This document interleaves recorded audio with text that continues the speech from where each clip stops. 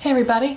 So today I have a small haul for you, and these are basically the things that I have bought over the course of the last few weeks, I would say. Most of these things I got recently, but one of the things, the first thing I'm going to show you, I've actually had it for a while. I even wore it in a video and I just never said anything about the fact that I had just gotten it. And it definitely deserves mentioning because it is OPI Do You Lilac It. Now I know most of you probably already have this and have had it for a long time, but it's new to me. It is a beautiful, beautiful purple nail polish, and I can't believe I didn't already have this, but I've been trying to focus when I've been thinking about buying new things. I'm trying to focus on products that are not limited edition because there are just a ton of great things out there that are available, that are permanent, that I just never got around to getting, and I think it's just, I don't know, I've talked about this before, I don't like the idea of things being limited edition and hard to get and all that sort of thing. So if a company releases a great product, I think it should be permanent. And I feel like the quality of a lot of the limited edition products are just not there because they never intended it to be permanent, so therefore the quality isn't as good. And what made me arrive at this conclusion is some of the reviews that I've been reading on certain things. There are exceptions though. Like those Wet n Wild limited edition spring palettes. I have one of them and I've read reviews from other people, and the general consensus is that those are excellent.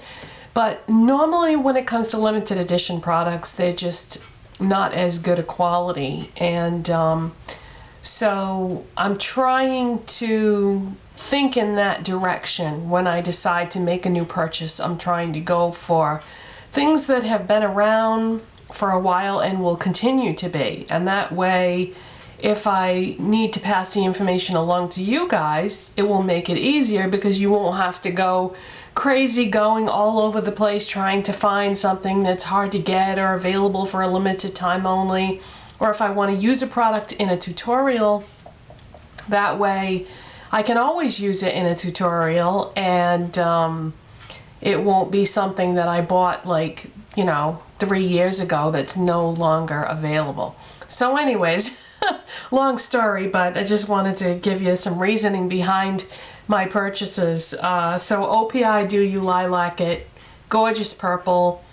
Yeah, good all around color for any time of year really.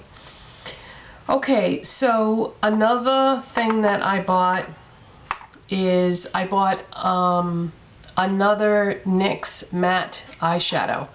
When I first got my original ones, I didn't really like them that much, but that's because they're a little different in terms of the formula, and I realized that you have to be careful with them. They're quite fragile, and when you dip your brush in, it's best to use a certain kind of brush in a certain way to work with the product. So anyways, I got Birthday Suit, which to me is a pale pink, but NYX refers to this as a cool lilac. I don't see it. I don't see this as being a cool lilac. To me, this is just a pale pink. And I used this yesterday, and I also used it again today. I have it on my lids, and I like it very much. So I'm becoming a big fan of the NYX matte eyeshadows. I think that for the price, and if you work with them correctly, they can be a great product. But like I said, you just have to be very careful that you don't disturb it too much, because they will crumble and you'll get fallout, and so they're very delicate, and you have to just keep that in mind when you're working with them. But great color selection on those, and they're like $4 and change, I believe, for one, so you can't beat the price. The only downside is, of course, the only place that you can really get NYX is at Ulta, and I know some people don't have Ultas near them. Okay, next up, and the main reason why I went to Ulta that day was Maybelline has come out with a new makeup remover. And I had seen the advertisements in magazines, and I normally stick to a routine when it comes to things like that, and I don't normally like to try new things, but something about those ads intrigued me and got my curiosity up, and I decided to purchase it. Initially I couldn't find it, and then I figured out that they had it at Ulta, so I had a coupon. You know that coupon you get every week in the mail, spend $10, get $3.50 off. So I originally went there just to get the makeup remover, but because of the price of it, I wanted to use my coupon. So that's why I ended up getting that eyeshadow too, because that brought the total up to, you know, 10 so that I could get the $3.50 off. So anyway, what surprised me when I went to Ulta was that they didn't just have one new makeup remover, they had 3 different formulas. And I was like, oh geez, you know, I thought I was just looking for one specific type here. So then I had to decide which one I was going to get, which I really wasn't sure. I picked up every single bottle and looked at it, looked at the ingredients, read what it said on the back. The one I ended up getting, it's called the Flash Clean Express Makeup Removing Lotion. Now there are 2 others, and one is a dual phase liquid and the other is just a clear liquid solid. For whatever reason, I just decided to go with this, and this you can use as an eye makeup remover, or you can use it to remove all your makeup. And I have quite a bit to say about this, so I think I'm going to do a separate video and tell you all about it. But I did pick this up. I have been using it the last few days, and yeah, stay tuned for more information about that. And yesterday I went to a mall, and I figured I made out so good with that Bobbi Brown cream eyeshadow that I decided to try her powder eyeshadows. Now, you know I'm a big matte eyeshadow fan, and she has a really good selection of matte eyeshadows. So my coupon for Sephora from the VIB event thing was still valid, so I wanted to get a couple of colors from Sephora, and they only had one in stock. So I went over, there's a Nordstrom at that mall that I go to, so I went over to Nordstrom after that to get the other color because the other one was out of stock at Sephora. But that doesn't really matter, does it? So let's start with the one I got at Sephora, and it's what I'm wearing today in the crease. And just in case you haven't seen them, this is what the packaging looks like. And this is called Slate. And I would describe this as a medium cool tone gray. That's the way I see it. I love it.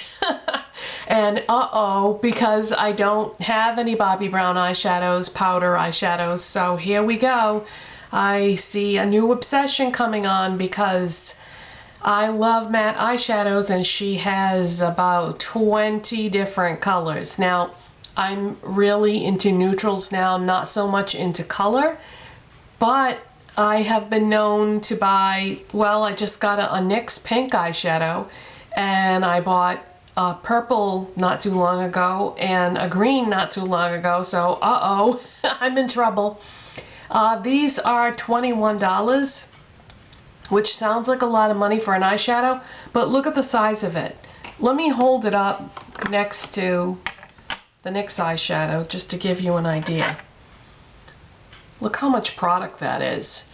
The Bobbi Brown one is 0.08 ounces, and the NYX one is 0.056 ounces.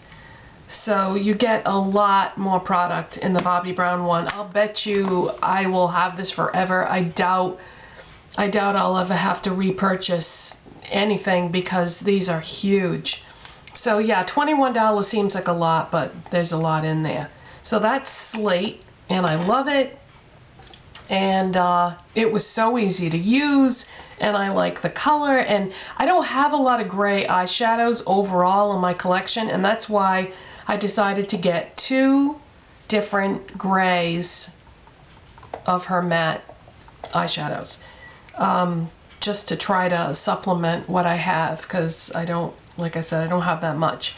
So then I went over to Nordstrom and I got gray, and this is more of a warmer toned gray to me, my opinion, and I would consider this to be a medium warm toned gray. Now, the way I've seen it described on blogs and websites and even store websites, they're calling this a light gray, but I don't see that. Well, I don't know. I guess it straddles the border between a light and a medium gray, I would say. But see, it all depends on your perspective, because yeah, all right, I'll say light to medium. But that is gray, and let me hold it up next to Slate, because I had my mom with me when I was shopping, and she's like, they're almost the same. Why did you buy 2 that are almost the same? But she doesn't get into like the nuances of things. To her they do look the same, and they are pretty similar. But one is cool toned, one is warm toned. I would say this one is more warmer, this one is more cool. But really, really happy with that purchase. Very impressed with the quality. These are the first 2 Bobbi Brown powder eyeshadows I've ever owned, so I cannot compare them to anything else. I know she released a limited edition palette recently that is not getting good reviews, and I did swatch that, the Lilac Rose one. Just out of curiosity, I swatched it because I saw it out at Nordstrom when I was there, and it was not pigmented. When I swatched it on my hand, it was like streaky with the pigmentation, and I wasn't impressed. Anyway, I am very impressed with these, and I definitely see more matte Bobbi Brown eyeshadows in my future. Really, really like those and highly recommend them. I would like to get maybe taupe or some of the browns next, or maybe black or a white, but some more neutral Bobbi Brown matte eyeshadows are in my future somehow, some way. So, hope you enjoyed that, and stay tuned for a review on the new Maybelline makeup remover. So far, I've only seen it at Ulta. I haven't seen it at any other stores, but I'm sure this will be showing up soon at other places. So that is it, and I'll see you next time. Bye.